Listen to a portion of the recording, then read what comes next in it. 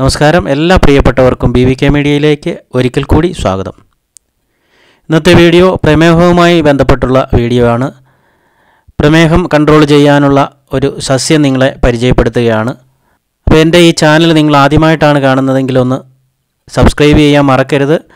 അതുപോലെ തന്നെ വീഡിയോ ഇഷ്ടമായെങ്കിൽ ലൈക്ക് ചെയ്യുക. അതുപോലെ തന്നെ മറ്റുള്ളവരിലേക്ക് ഷെയർ ചെയ്തു കൊടുക്കാനും മറക്കരുത്. പ്രമേഹ ചികിത്സയിൽ ഭക്ഷണക്രമം, ജീവിതശൈലി മാറ്റങ്ങൾ, മരുന്നുകൾ എന്നിവയിലൂടെ രക്തത്തിലെ പഞ്ചസാരയുടെ അളവ് സാധാരണ നിലയിൽ നിലനിർത്തുന്നതിലാണ് ശ്രദ്ധ കേന്ദ്രീകരിക്കുന്നത്. ഇത് പ്രമേഹത്തിൻ്റെ ദീർഘകാല സങ്കീർണതകൾ തടയാൻ സഹായിക്കുന്നു. പ്രമേഹം അപകടകരമായ ഒരു രോഗം തന്നെയാണ്.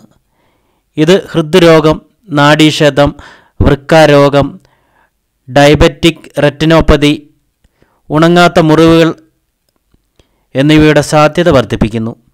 ചിലപ്പോൾ പല കാരണങ്ങളാൽ രക്തത്തിലെ പഞ്ചസാര സാധാരണ പരിധിക്കപ്പുറത്തേക്ക് പോകാം. രക്തത്തിലെ പഞ്ചസാരയുടെ അളവ് ഉയരുന്നതിനെ ഹൈപ്പർഗ്ലൈസീമിയ എന്ന് വിളിക്കുന്നു. രക്തത്തിലെ പഞ്ചസാരയുടെ അളവ് കൂടുന്നതിൻ്റെ കാരണം സമ്മർദ്ദപൂരിതമായ സാഹചര്യങ്ങൾ, അമിതമായി ഭക്ഷണം കഴിക്കൽ എന്നിവയിൽ നിന്നാകാം. ഉയർന്ന രക്തത്തിലെ പഞ്ചസാരയുടെ ലക്ഷണങ്ങൾ ക്ഷീണം, അമിതദാഹം, കാഴ്ചമങ്ങൽ എന്നിവ ഉൾപ്പെടുന്നു. ഉയർന്ന രക്തത്തിലെ ഗ്ലൂക്കോസ് വളരെക്കാലം തുടരുകയാണെങ്കിൽ രോഗിക്ക് ആരോഗ്യ പ്രശ്നങ്ങൾ ഉണ്ടാകാനുള്ള സാധ്യതയുമുണ്ട്.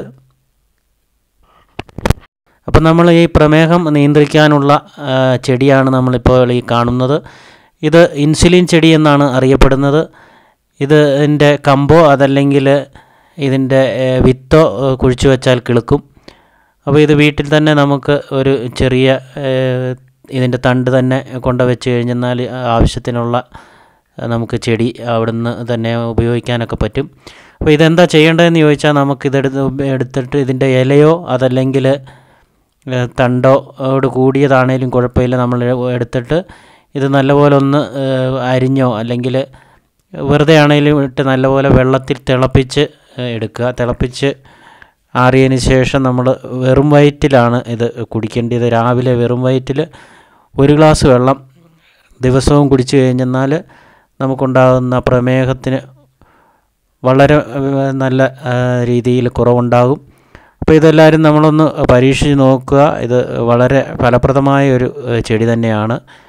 ഇതുപോലെ നമ്മൾ എടുത്തിട്ട് കുറച്ച് വെള്ളത്തിലിട്ട് നല്ലപോലെ തിളപ്പിച്ച് അതിൻ്റെ സത്തൊക്കെ ഇറങ്ങിക്കഴിയുമ്പോൾ അത് വെറും വയറ്റിൽ കുടിക്കാം. ഇത് തിളപ്പിക്കുന്ന കൂടത്തിൽ നമുക്ക് കുറച്ച് ജീരകവും അതോടൊപ്പം തന്നെ ഉലുവയും കൂടി ഇടുകയാണെങ്കിൽ ഇതിനുണ്ടാകുന്ന ഒരു കമർപ്പോ അല്ലെങ്കിൽ എന്തെങ്കിലും ചുവയോ ഉണ്ടെങ്കിൽ അത് മാറിക്കിട്ടും. ഈ ഉലുവയും ജീരകവും പ്രമേഹത്തിന് നല്ലതുമാണ്. അപ്പോൾ അതും കൂടി ചേർത്ത് നമുക്ക് വെള്ളം ഉണ്ടാക്കുകയാണെങ്കിൽ നല്ലതായിരിക്കും. വെള്ളമാക്കിയതിന് ശേഷം അത് വെറും വയറ്റിൽ വേണം കുടിക്കാനായിട്ട്, എങ്കിലേ അതിൻ്റെ പ്രയോജനം നമുക്ക് ലഭിക്കുകയുള്ളൂ. അങ്ങനെ ഒരാഴ്ച നിങ്ങൾ ഇതൊന്ന് പരീക്ഷിച്ച് നോക്കുക. അതിനുശേഷം ഷുഗർ ഒന്ന് ടെസ്റ്റ് ചെയ്ത് നോക്കുക. വളരെ കുറവുണ്ടാകും. അപ്പോൾ അതൊന്ന് പരീക്ഷിച്ച് നോക്കുക നിങ്ങൾ. അപ്പോൾ എൻ്റെ ഈ വീഡിയോ നിങ്ങൾക്ക് ഫലപ്രദമാകും എന്ന് കരുതുന്നു. അപ്പോൾ ഈ വീഡിയോ ഇഷ്ടമായെങ്കിൽ നിങ്ങൾ വീഡിയോ ഒന്ന് ലൈക്ക് ചെയ്യാനും ഷെയർ ചെയ്യാനും ഒക്കെ മറക്കരുത്. അപ്പോൾ ഇനിയും ഇതുപോലത്തെ പുതിയ വീഡിയോയുമായി വരുന്നതുവരെ ബൈ ബൈ.